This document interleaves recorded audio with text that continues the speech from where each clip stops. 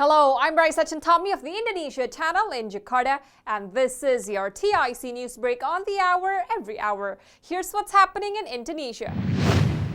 A businessman at the center of what is arguably Indonesia's biggest corruption scandal arrived at Soekarno-Hatta International Airport after a flight from Taiwan on Monday to turn himself in to prosecutors after he was named a suspect in the case. Surya Darmadi, the owner of major plantation company Dutal Palmar Group, is charged with corruption and money laundering for alleged illegal occupation of state-protected lands covering more than 37,000 hectares.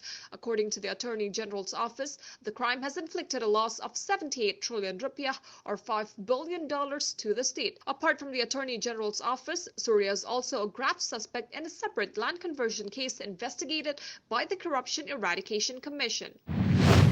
Members of the G20 have agreed to enhance multilateralism and push the formulation of development funding for least developed, developing and small island developing countries. The commitment was conveyed during the third G20 Development Working Group held in Bali from August 10th to the 12th. The latest DWG meeting also discussed the strategy for mitigating the COVID-19 pandemic, promoting micro, small and medium enterprises, as well as digital and energy transitions, particularly in developing nations. The agreement made at the DWG meeting would be a reference for further discussion at the G20 Development Ministerial meeting that would be held in Belitung Island from September 7th to the 9th. Statistics Indonesia announced on Monday that international trade booked a surplus of $4.23 billion in July, marking the 27th consecutive month that the country's exports outweighed its imports. The surplus in July had gone up from the $4.11 billion positive trade balance during the same period last year. The figures, however, are still lower than the $5.15 million trade surplus that Indonesia recorded in June.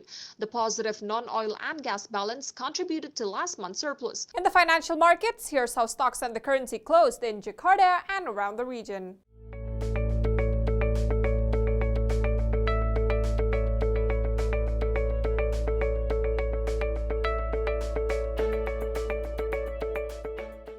If you're heading to Indonesia or traveling within the country, here's the weather forecast for major destinations.